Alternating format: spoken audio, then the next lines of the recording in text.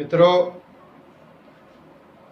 एक बार फिर आपके समक्ष भारतीय संत साहित्य और उसकी पृष्ठभूमि, आज हम कबीरदास का सामाजिक चिंतन पर चर्चा करेंगे। कल ही संत कबीरदास जयंती गई है और मध्यकाल में अगर भक्ति काल की बात करें और कबीर की चर्चा ना करें तो यह उनके साथ अन्याय होगा, उनकी भक्ति के साथ अन्याय होगा और संत परंपरा के साथ भी अन्याय होगा। भक्ति काल के निगुण संत कवियों में कबीर का प्रथम स्थान है और कबीर के समकालीन रहे संत रैदास, जो विश्व विख्यात हैं और संत परंपरा के जनक माने जाते हैं। भक्ति को जनसाधारण तक पहुंचाने और समाज में सन्मार्ग लाने में संत कबीरदास का योगदान स्मरणीय है, उल्लेखनीय है। अतः हम सभी साक्ष्यों को आधार मानकर, सभी विद्वानों की बात को तवज्जो देकर, उनके जन्म के बारे में बड़ा संशय बना हुआ है और कोई भी भारत का साहित्यकार, चाहे वो विदेश का साहित्यकार है, संत कबीरदास के बारे में ठोक कर इस बात को सहमति नहीं देता कि कबीर के जन्म किसके घर हुआ, उनके माता पिता कौन हैं। लेकिन कुछ साक्ष्य इस बात का प्रमाण करते हैं कि ज्येष्ठ पूर्णिमा पिकनी सम्मत 1455 को सोमवार के दिन काशी में संत कबीरदास का जन्म माना जाता है और नीरू नीमा नामक दंपति की विधिवत विवाहपूर्ण के संतान इसको मानते हैं। लेकिन भारतीय साहित्यकार इस बात से सहमत नहीं।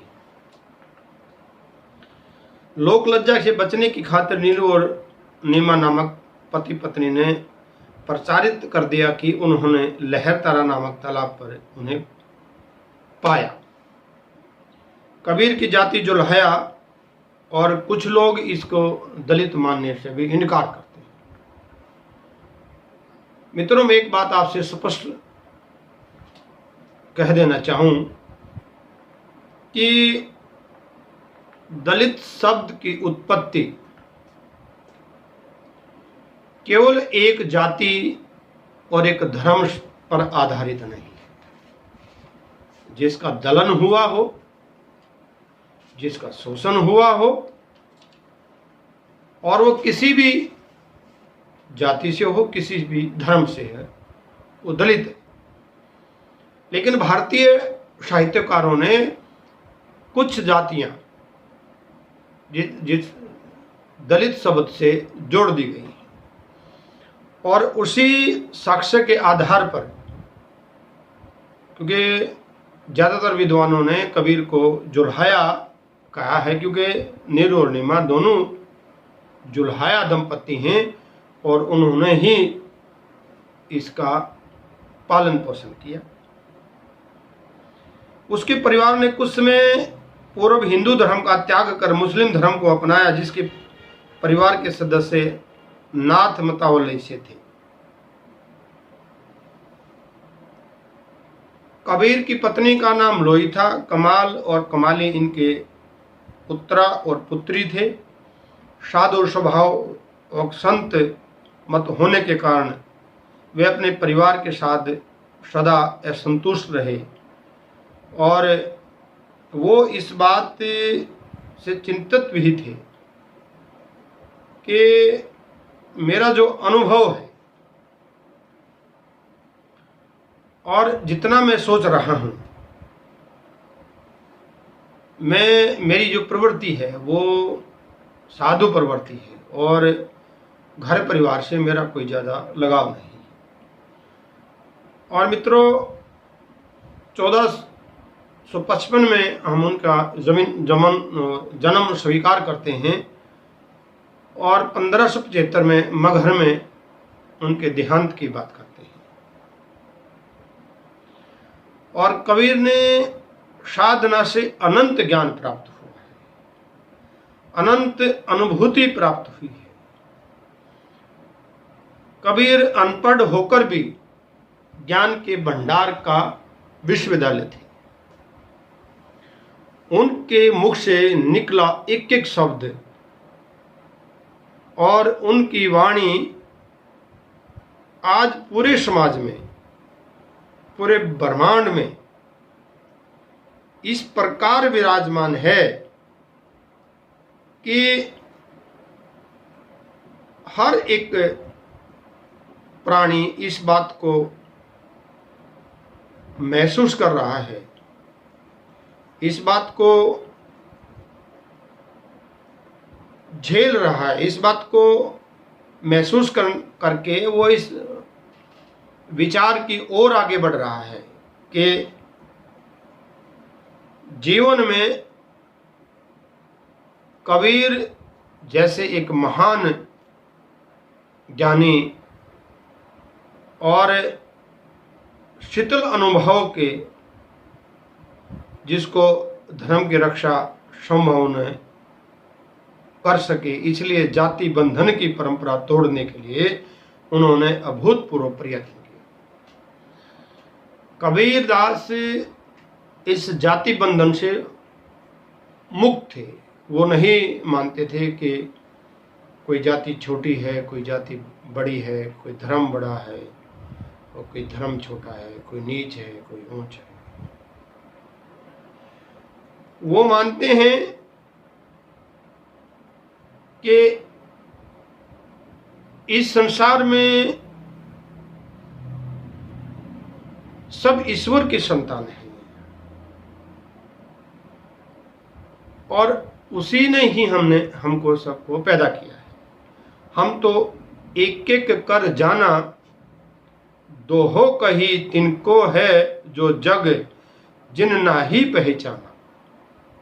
एके पवन एक ही पानी, एक ही ज्योति संसारा, एक ही खाक घड़े सब भड़ाड़े, एक ही सिरजनहारा। कबीरदास जी कहते हैं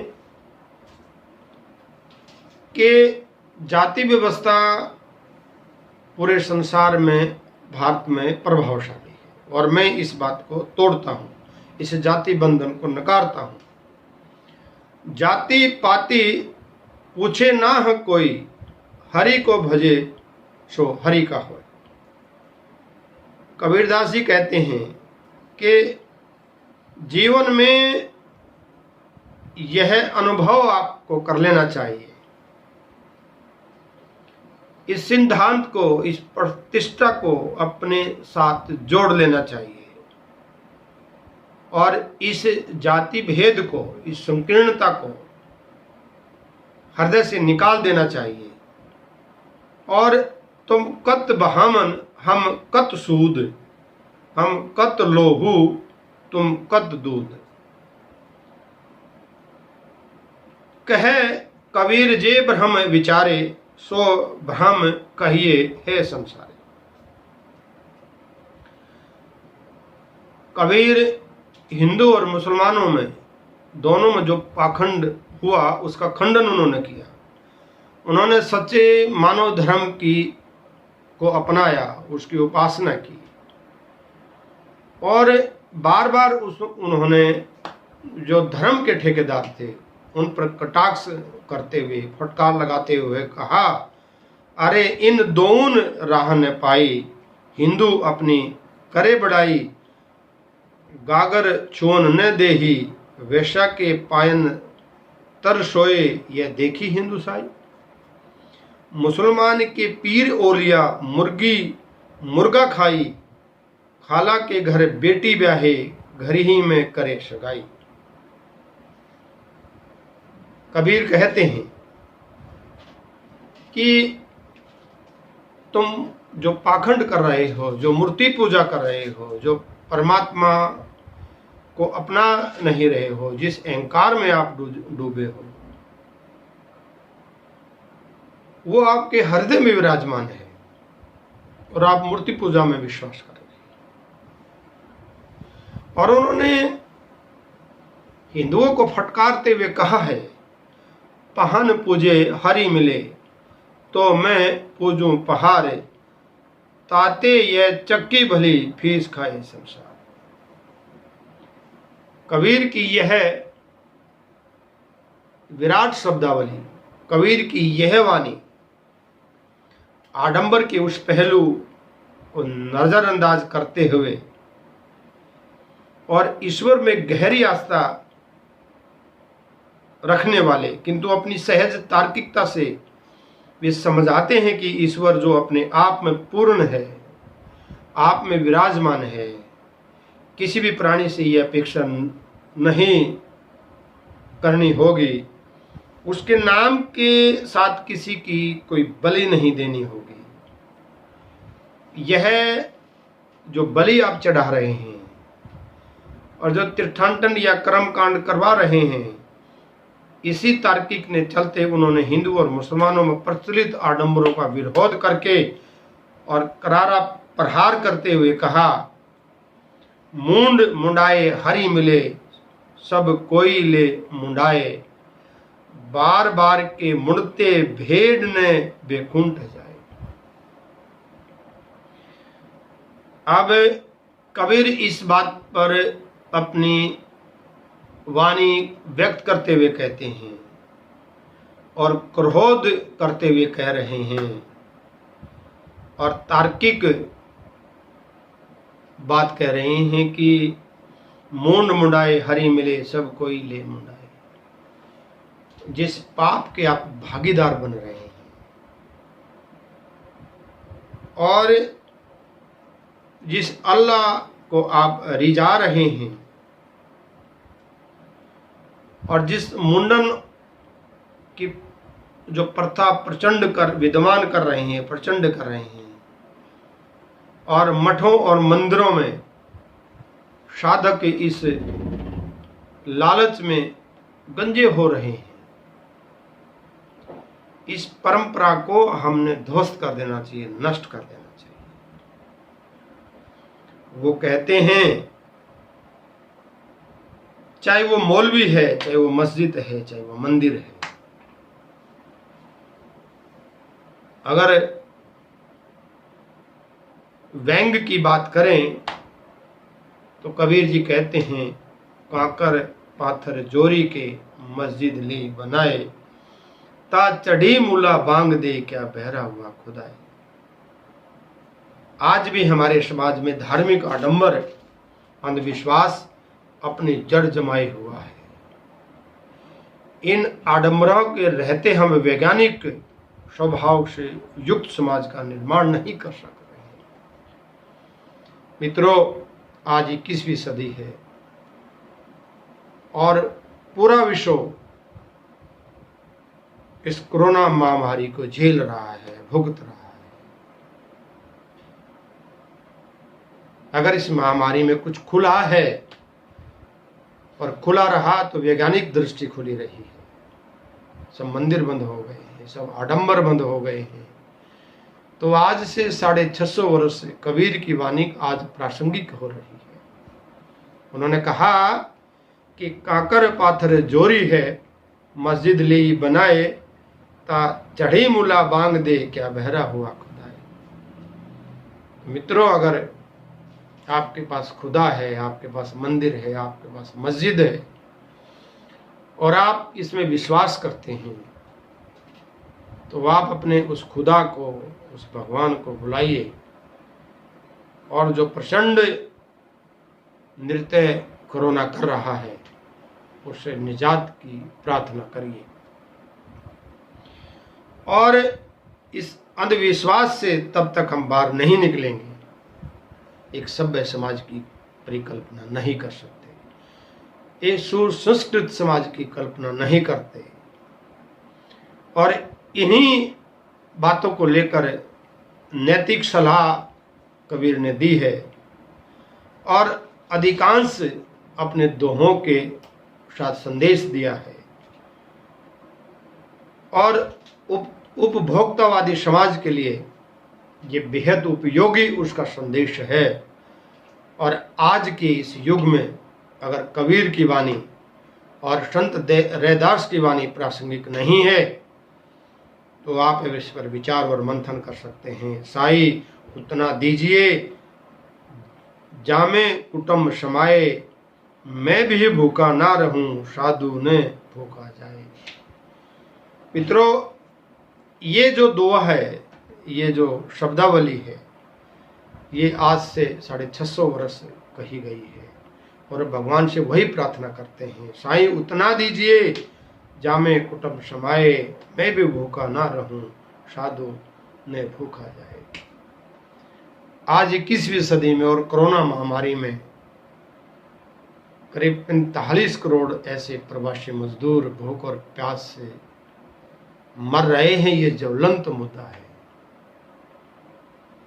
और कोई उनके लिए प्रार्थना काम नहीं आ रही है, कोई मंदिर उनके लिए काम नहीं आ रहा है, कोई आराधना उनके लिए काम नहीं आ रही है और सरकार की केवल घोषणाएं उनको सांत्वना दे रही हैं।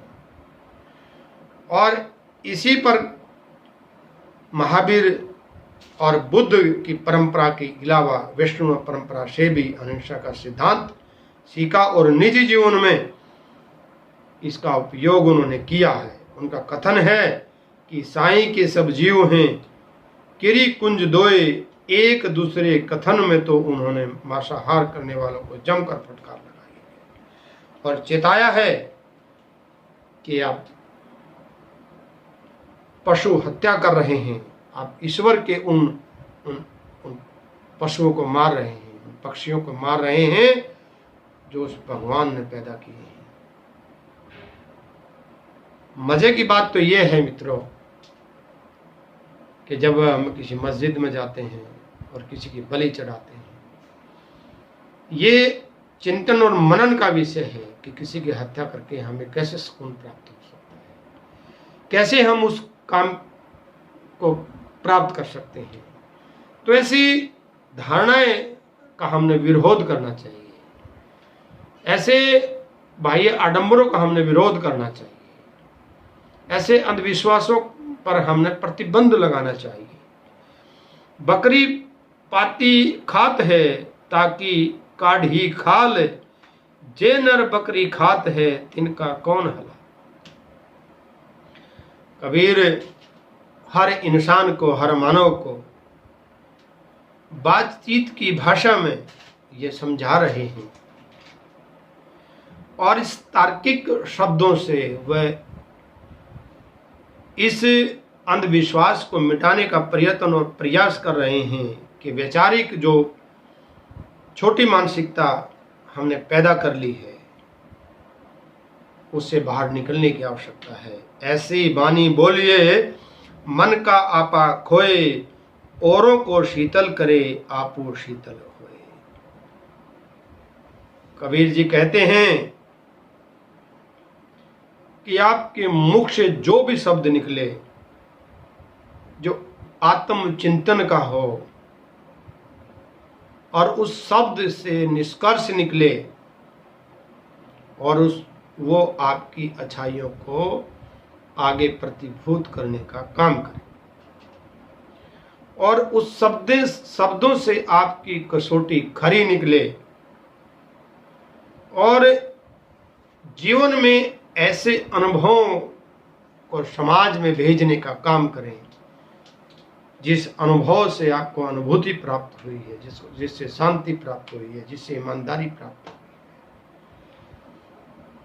बुरा जो देखने में चला, बुरा ने मिला कोई, जो दिल खोजे अपना मुझसे बुरा न कोई। कबीर इस बात पर चिंतन कर रहे हैं कि बुरा देखन, मित्रों, जो बुरा देख रहा है उसको बुरा ही समझ में आता है।